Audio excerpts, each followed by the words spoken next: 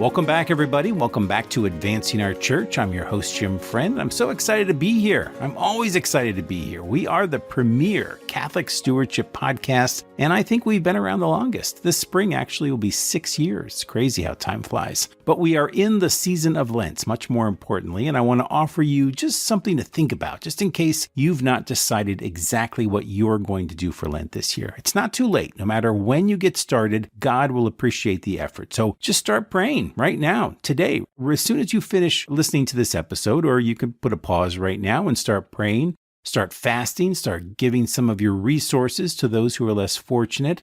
God will recognize the effort. It's not a spectator sport. Lent is a participatory sport, and you've got to get started if you're going to make a difference in your own life, in your own spiritual relationship with God. But you know me, I'm going to give you something a little bit more than that here, something tangible. And I want to give credit to Father Dave. He's our chaplain at the St. John Vianney Center. He shared this little pearl with us. And if you're unsure what to give up this Lent, I'm going to offer you a few ideas from Father John Catori of the St. Jude Ministry. He says, and maybe for this, just close your eyes just for a moment. Unless, of course, you're driving a car. Don't close your eyes. I don't want to be responsible for any accidents. But maybe you could just put yourself in a prayerful moment here just for a second, just for a few seconds. Okay, here's what to give up.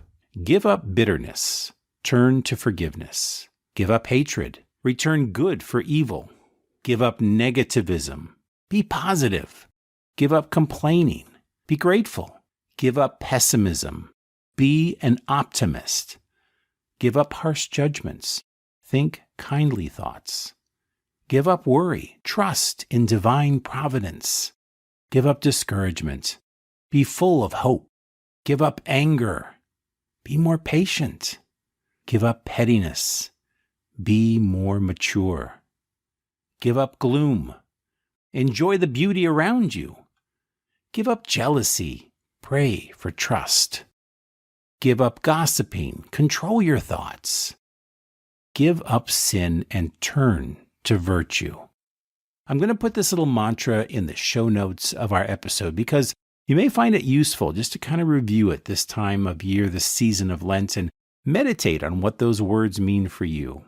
Before we get started with our interview, I just want to thank our sponsor, Changing Our World. Changing Our World, of course, is a fundraising and social impact consulting firm that has been serving the Catholic Church for more than 20 years. And if you're thinking about a capital campaign or a major gift effort, or maybe you just need a little bit of a fundraising tune-up, these guys have run campaigns and major gift efforts all over the country of all shapes and sizes. And I want you to visit their website at changingourworld.com, where you can learn more about their complete suite of services.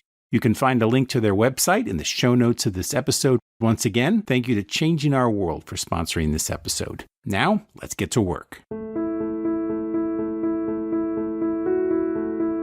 Today I speak with Dr. Matthew Whelan, the 9th president of Caldwell University and the first male lay president in Caldwell's history. Prior to joining Caldwell, Dr. Whelan served as vice president for university enrollment strategy and relationship development at Stony Brook University, where he held a variety of key leadership roles in undergraduate and graduate admissions, financial aid, registrar, enrollment management, student services, fundraising, facilities, and strategic planning for several campuses. President Whelan has extensive experience leading administrative and faculty teams at Catholic and public higher education institutions, and some of those include St. John's University, Hofstra University, William Paterson University, and Mercyhurst College. Dr. Whelan has held a number of positions at national higher education boards and associations, and he's also presented nationally and internationally on issues impacting higher education. He once coached a women's soccer team to an NCAA Division II Final Four appearance, and he's taught graduate students in higher education administration. He holds a master's degree from William Paterson University and a doctorate in educational leadership from Dowling College in Shirley, New York.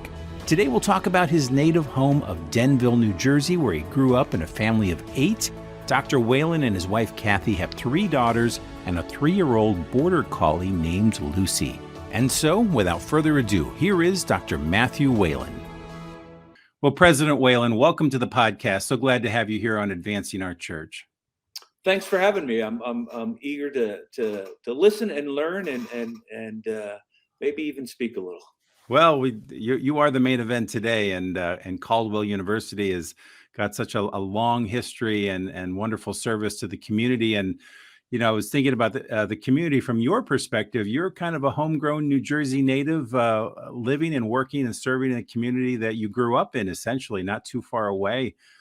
What is it like for you to be serving in this role in a community that is so near and dear to your heart?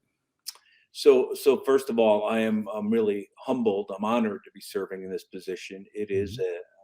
a position of great responsibility for both the students who go here, the Dominican order, the Catholic Church, and the future of Catholic higher education. So it truly is a humbling honor for me to be sitting here in this chair, and it takes with it a great responsibility. So I take that very seriously. We're doing our best to do what we can in a very, very tumultuous time in higher education. And, there's a great campus culture here of support for each other. So I truly do appreciate that. It's funny, Joe, I'm sitting about 9 miles from where I was born. Um, and I am sitting less than a half a mile from where my wife and I returned from our honeymoon and first shared an apartment together 30 some years ago. This was the first town we lived in when we got married. And we had an apartment about a half mile down the road from where I am now. And even closer to that is a little place called the Cloverleaf, where my wife was a waitress as we were a young married couple struggling to make it and earn a few extra bucks. So we're familiar in the community. We're familiar with the community, and we truly love this place.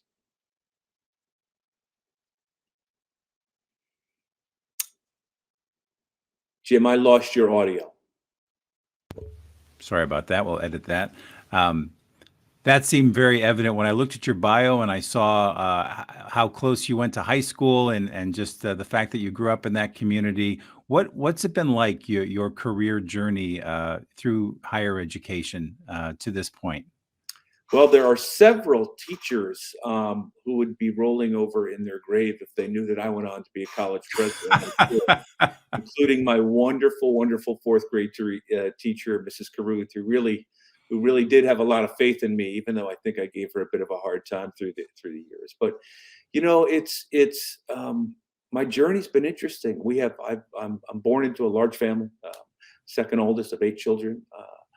Family that stayed together. My mom and dad were married until my dad passed, and my mom then had the 8 of us to take care of her and her 28 grandchildren. So we are truly a large, Irish Catholic family, and that has in some ways been a wonderful support system for me and for all of us. I think to rely on each other. We're a very close family, and as much as 6 brothers and 2 sisters would quarrel and quibble a little bit growing up, as adults we've discovered we actually like each other, so we spend an awful lot of time together. So having my family in the immediate area it's really wonderful. I have a brother who's about a half mile down the road.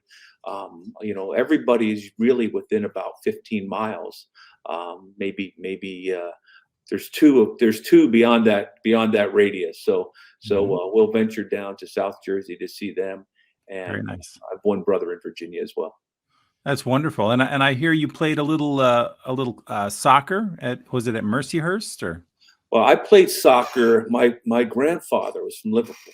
My father was the first one in his family born in this country. They emigrated from Ireland in the mid 1860s and got as far as Liverpool, England, where they settled. And I had my great uncles, my father's uncles, were all merchant seamen and sailors on the cruise ships, the Cunard Line. And my father was born in this country on November 1st, 1929, just after the great stock market crash. So it was an Oh, interesting beginning for us, and we've since gone on to have a really wonderful life. And growing up in a small town of Denville, New Jersey, where life was centered around the parish, St. Mary's School as youth, and the soccer teams we played on.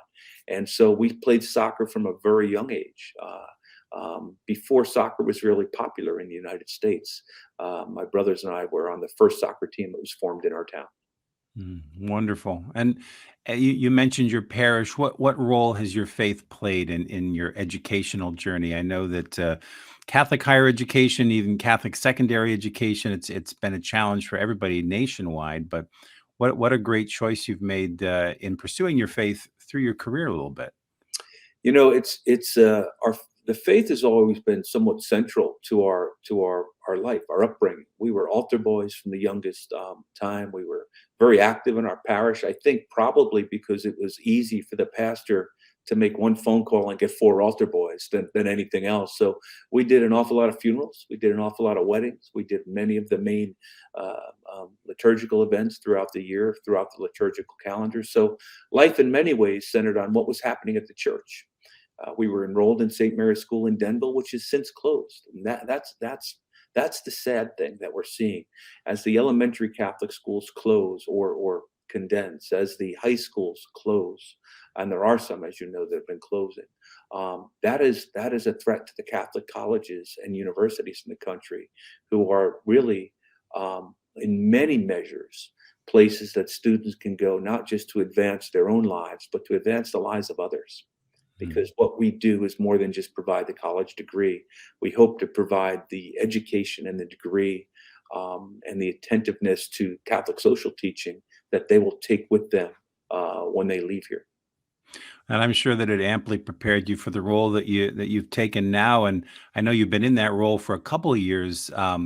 I guess a couple of questions. You took this role in the middle of the pandemic, July 1, 2020, and you were the first layman to take this role. Tell us a little bit about that transition. So the transition for me was a big one. I'd been at a large research university on the North Shore of Long Island for about 14 years. But I got my start at a small Mercy College in Erie, Pennsylvania, Mercyhurst College, now Mercyhurst University. And that was the place where I think the catalyst for learning and lifelong learning really was ignited. And so I think the ability for my journey to have started at Mercyhurst College, where I learned how to learn and I learned how to be part of a community, and I really became interested in learning. That was key to my current position.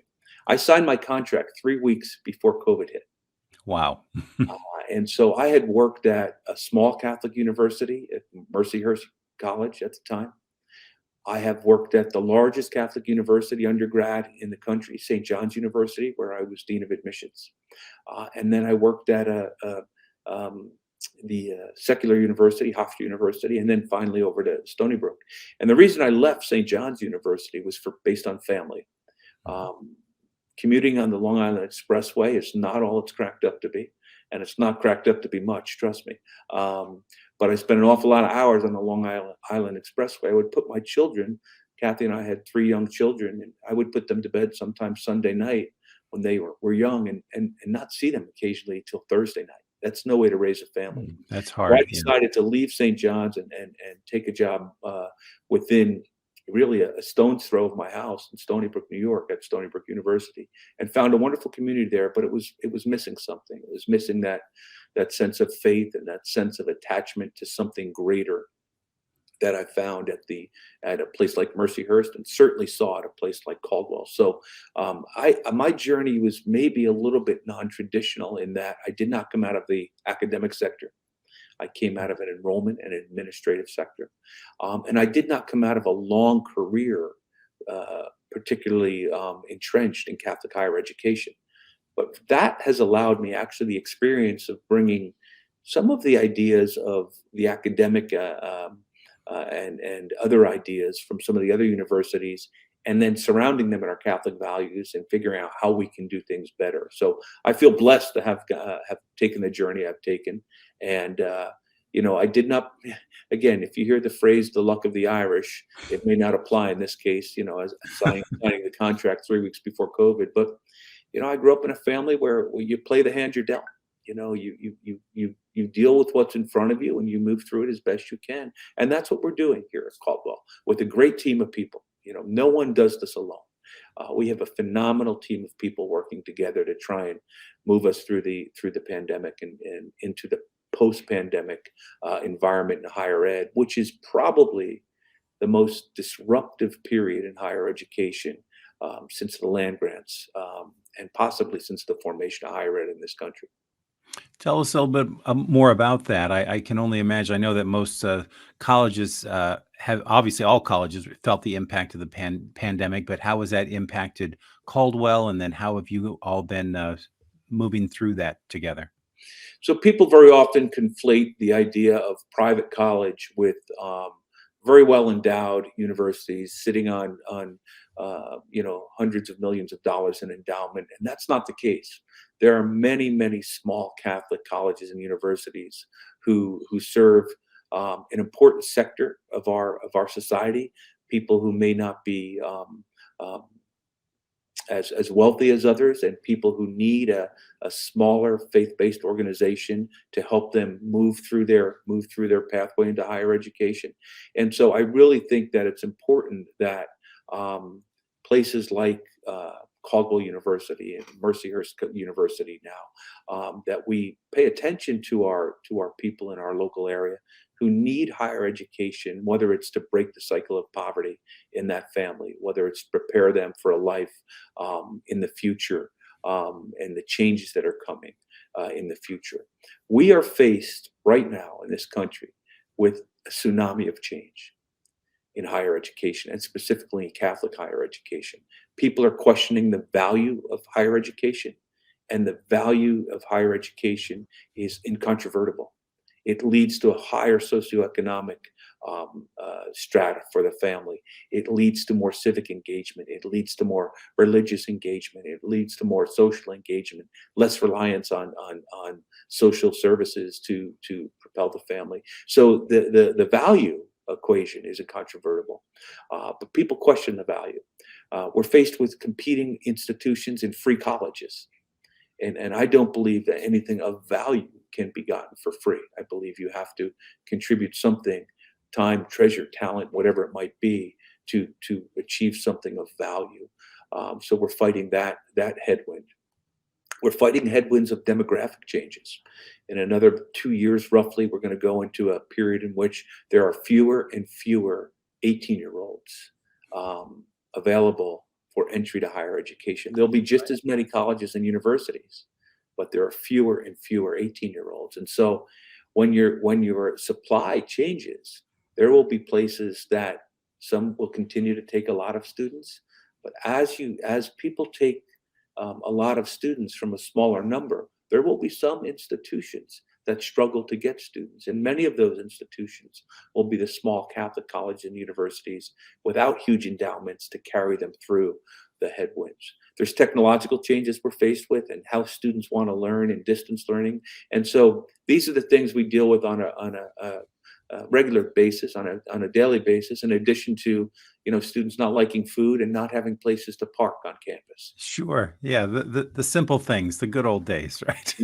Right. We don't have parking problems on campus. We actually have walking problems. Students don't want to walk an extra 100 yards sometimes. So Interesting. So your enrollment background has obviously served the college well, I'm sure, and strategically helps you think about things maybe a little differently.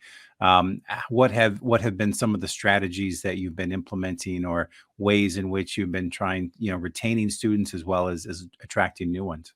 yeah, so that's a great question, and really what in Catholic higher education, the mission is the soul of the university. What we are here to do in Caldwell's case is to seek truth, promote justice, have students contribute to a just society. Those are strong words in a mission statement. So that really is our soul of our university. Our faculty, in some ways, are the extension of that soul, the people who help the students learn. But the enrollment is the lifeblood. Sure. Without the enrollment, the rest doesn't matter. And so without that enrollment, which is key to our revenue streams and key to making sure we can pay our staff and do the things we need to do, we can't continue to exist. And so quite frankly, the focus on enrollment has been key.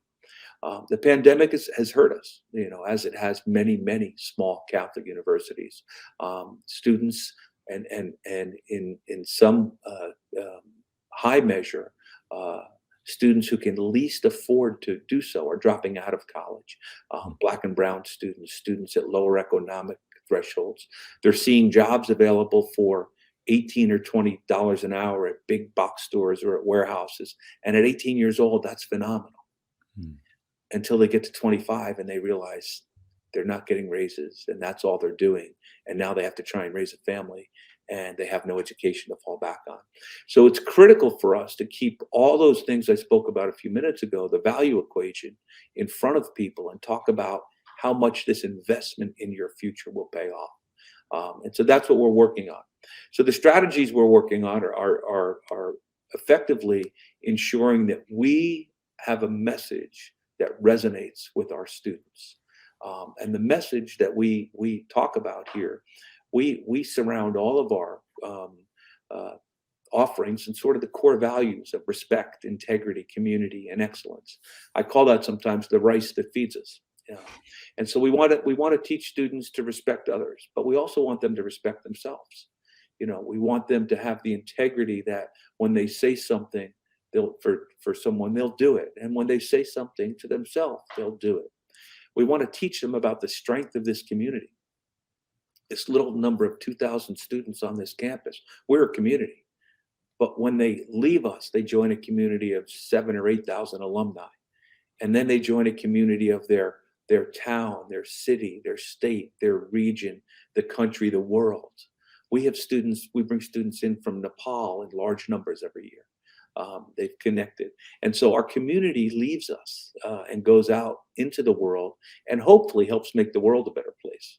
Hopefully what we've taught our students allows them to contribute in some way to making the world a better place. And whether it's as nurses when they leave here, or health professionals, or teachers, or art therapists, or even business people who are going to be involved in ethical business practices, that's what we want. And that's the extension of the Caldwell community, and really respect for some of the Catholic social teachings and the Dominican teachings for human dignity and respect for creation and those types of things. So key. Ethics in the workplace is such an important topic today, and it's something that Catholic education has brought for generations. President Whelan, tell us a little bit about what are some of the key signature academic programs that attract some of the larger ones that are attracting some of your students to come to be a student there? Right now, clearly healthcare is key. Our nursing program has doubled in size over the last few years, which is an amazing thing if you think about young men and women seeking to enter a career that has such a high burnout rate right now, and yet they're putting themselves in a position where they want to go into these stressful situations in hospitals where they'll be working 12 hours and more, and holding the hands of people who are passing or bringing new life into the world, and then seeing that young person, that infant in a neonatal unit. Our nurses are phenomenal. The fact that they're giving their lives to do something as important to me is an incredible testament to their soul, I guess.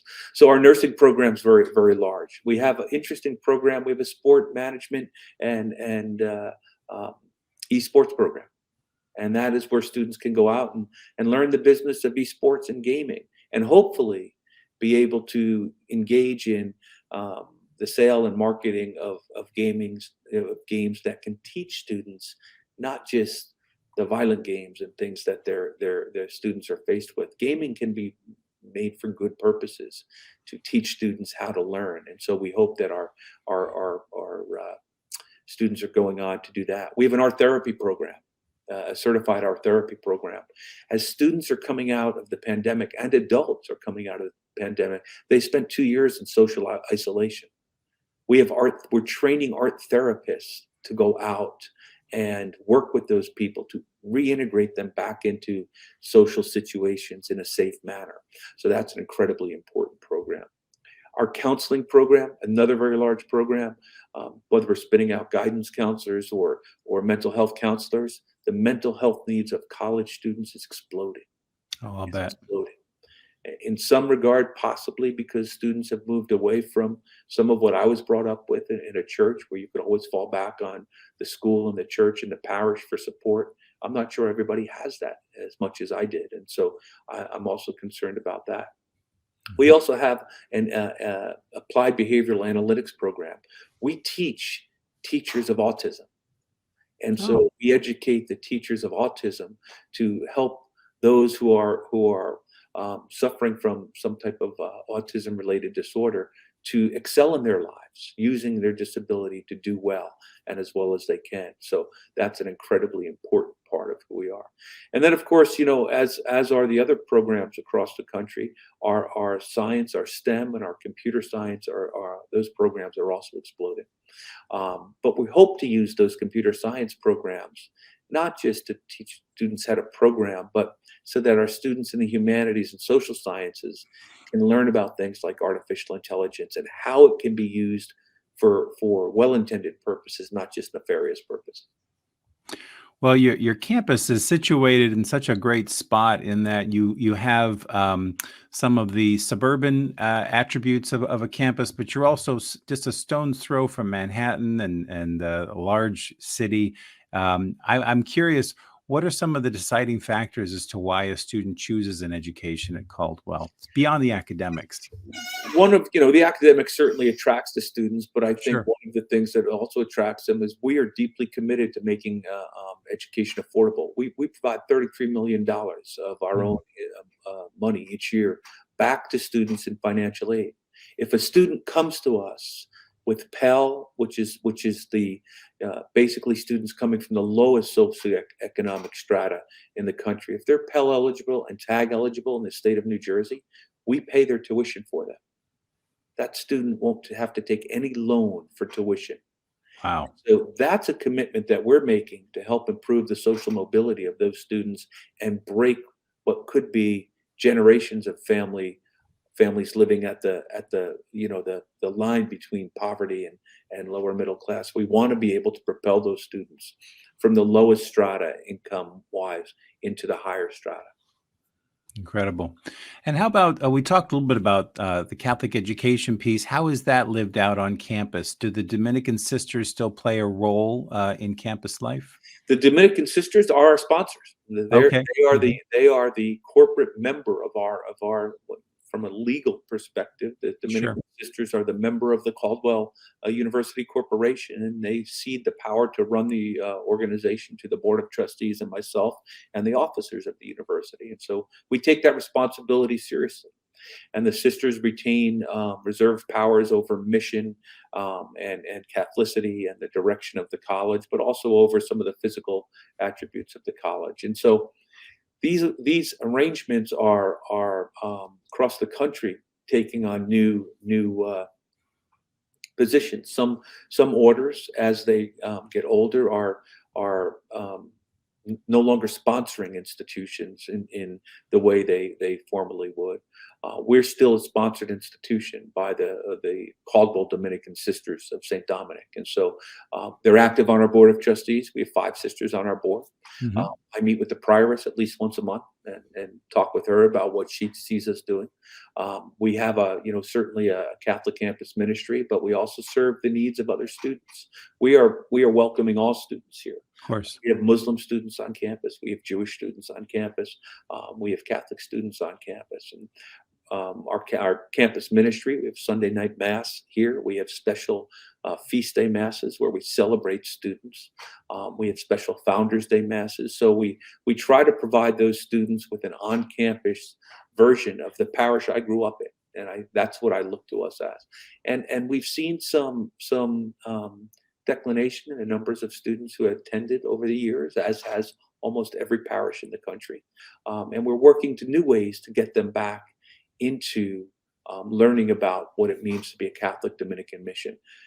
Our social services. We have a project called Midnight Run, where students get in the vans at 10 o'clock at night and drive into New York City to distribute socks or gloves or coats or scarves or food to the homeless. And it's well organized, and we do that in conjunction with several other Catholic colleges. So it's there are several ways to live out the Dominican Catholic mission.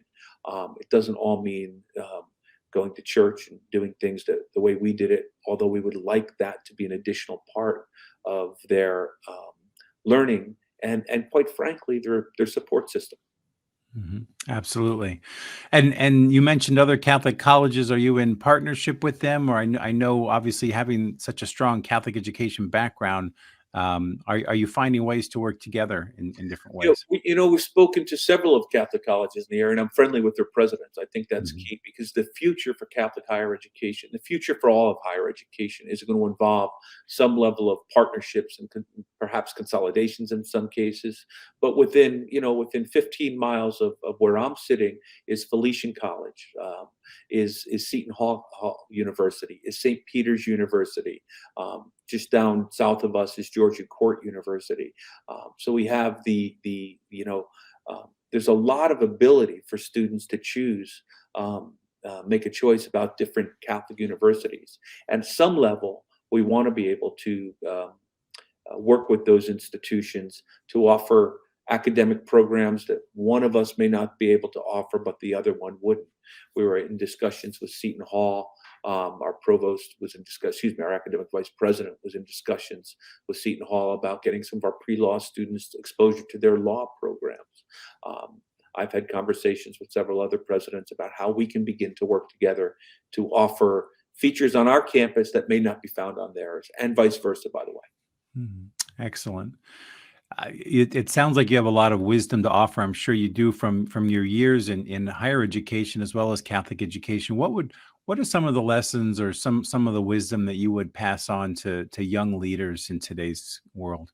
Well, I appreciate that's a generous definition for the term wisdom. I can give some of my experiences. I'll let others determine if it's wisdom or not. But I think we have to let other aspiring professionals in higher education to know that Catholic higher education is specifically a very, very strong option as students go on to earn more in their lifetime, but also contribute back to whether it's the elementary schools, the high schools, the hospitals that are helping others. We really do carry with us this ability that it's not just about us.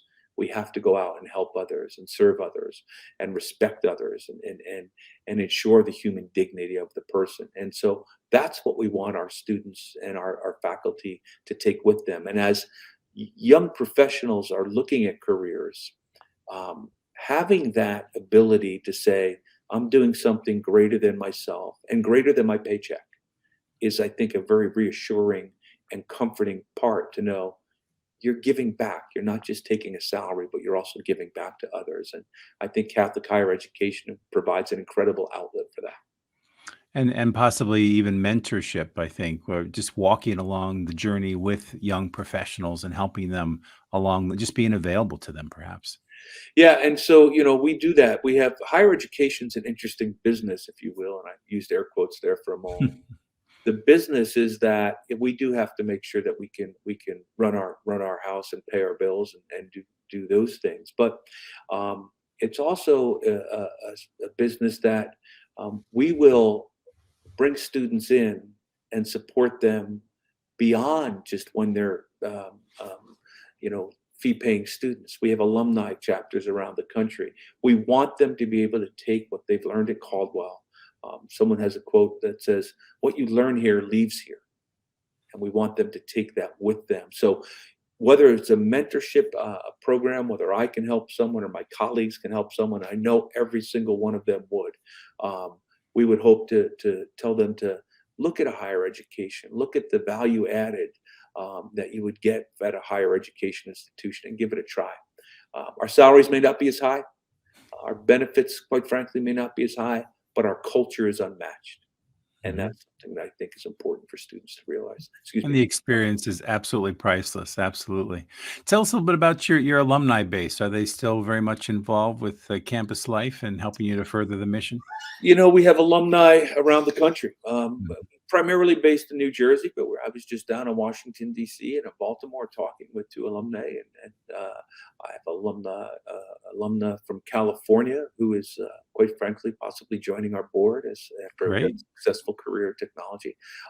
And so we have alumni spread far and wide. We have alumni from around the world.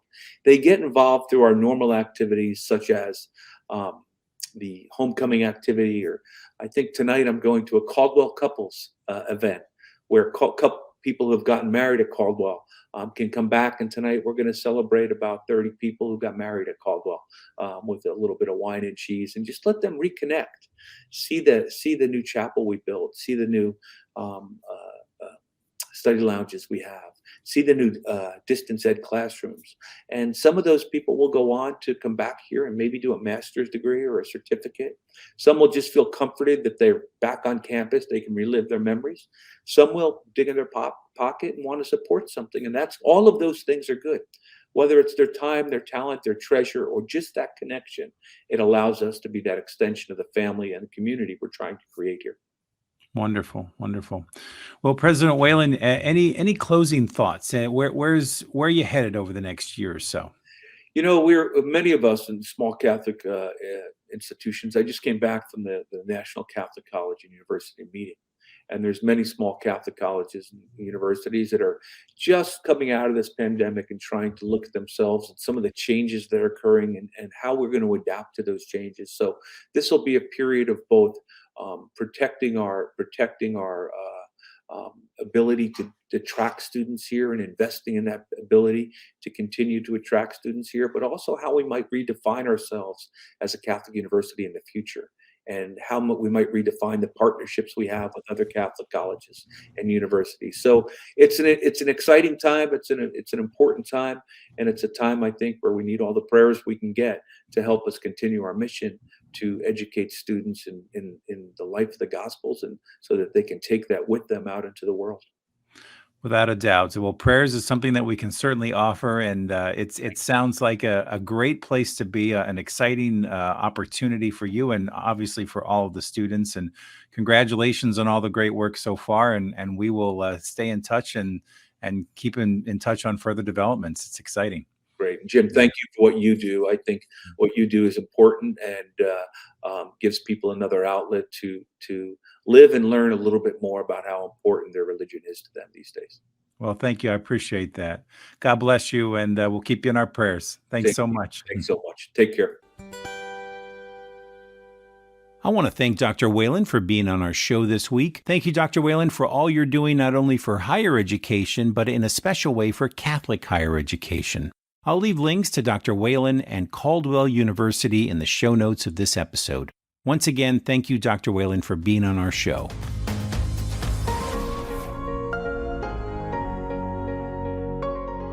Well, that's our show this week. Special thanks to Podastery Studios for another great show. And if you'd like to help our show, please leave us a rating wherever you downloaded this podcast.